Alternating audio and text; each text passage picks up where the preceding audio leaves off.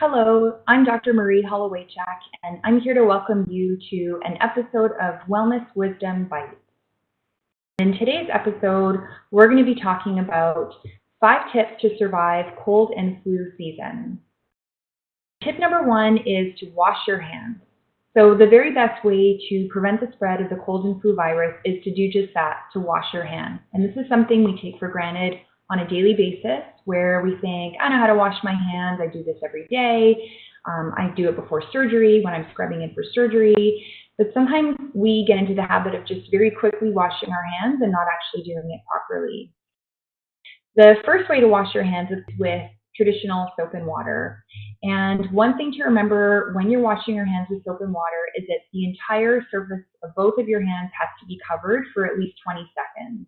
So what this means is that if you were to sing happy birthday over to yourself twice, that would be the duration of time that your hands should be covered with soap and water. Once you wash your hands and you rinse them off, you want to dry your hands, and what you don't want to do is to rub your hands dry. So if you can use that paper towel to pat your hands dry and then turn off the water and open the door without touching any other surfaces, then that's the very best way to wash your hands with soap and water.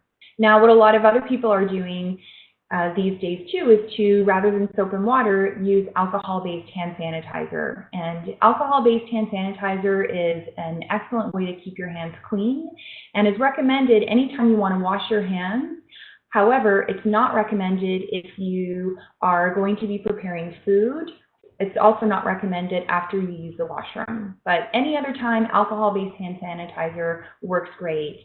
And in that instance, what you want to do is you want to have sufficient product in your hands so that when you rub your hands together, that they stay wet with the sanitizer for at least 15 seconds. So usually that's anywhere between 1 and 3 pumps depending on the product that you're using. So rubbing your hands, getting all of the surfaces covered until your hands are dry, and then your hand washing is complete.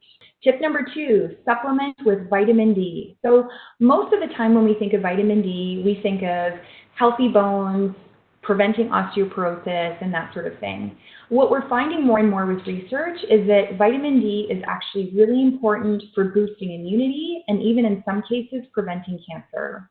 And what we also know is that most North American diets are insufficient in vitamin D. And if you live anywhere in the Northern Hemisphere, but even higher up in the Northern Hemisphere, like where I live in Canada, this time of year when the days get shorter, we're exposed to less sunlight and we wear more clothes, we cover our skin, and so we're not photosynthesizing vitamin D. So we're even more at risk of vitamin D deficiency. So what we want to do then is we want to make sure that we're supplementing vitamin D as much as we can. So per day, minimally, we need between 1 and 2,000 units of vitamin D.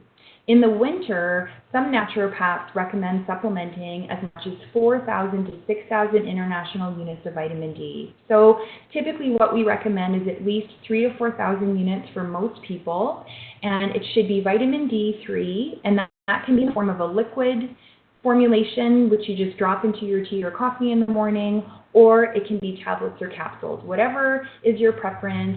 But no matter what, we should be supplementing with vitamin D in the winter to ward off the cold and flu. Tip number 3 is getting the flu shot. I think as veterinarians, we are really good advocates for vaccinating our pets, but then we often forget to vaccinate ourselves. And getting vaccinated for the flu, while it's not foolproof because there's so many strains of the flu virus that we can be exposed to, it can really help to boost immunity of not just ourselves, but of the people around us. The more people that are getting vaccinated for the flu, the better off we'll all be. So similar to that herd immunity that we recommend for animals. So with the flu, getting the vaccination can help to reduce spread of the virus. It can reduce hospitalizations from the flu.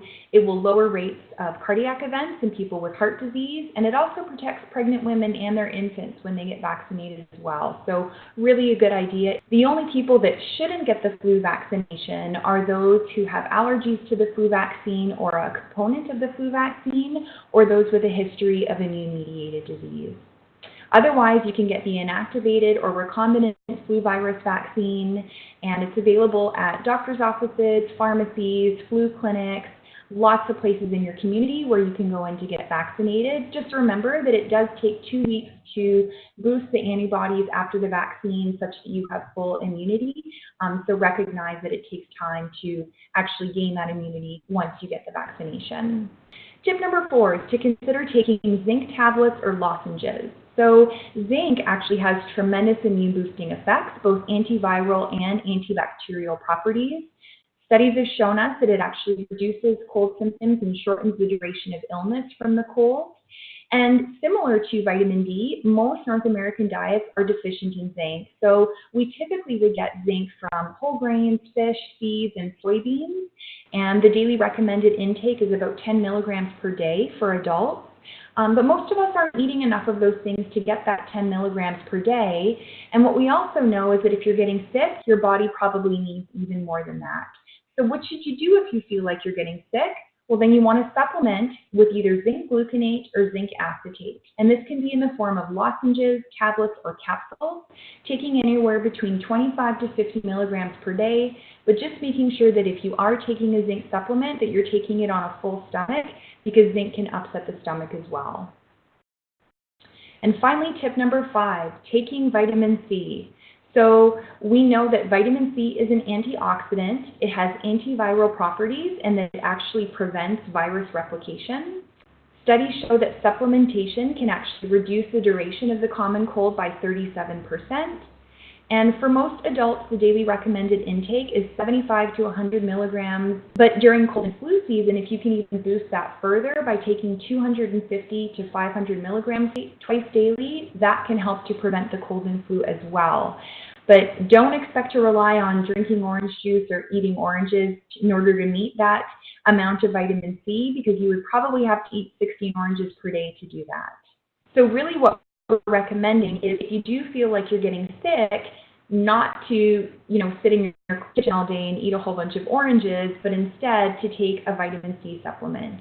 And when you first feel like you're getting a cold, if you want to try and ward it off, taking vitamin C at 1,000 milligrams every 8 hours until those cold symptoms go away has been shown to be beneficial. But know that because vitamin C is in the form of ascorbic acid, it can be upsetting to the stomach.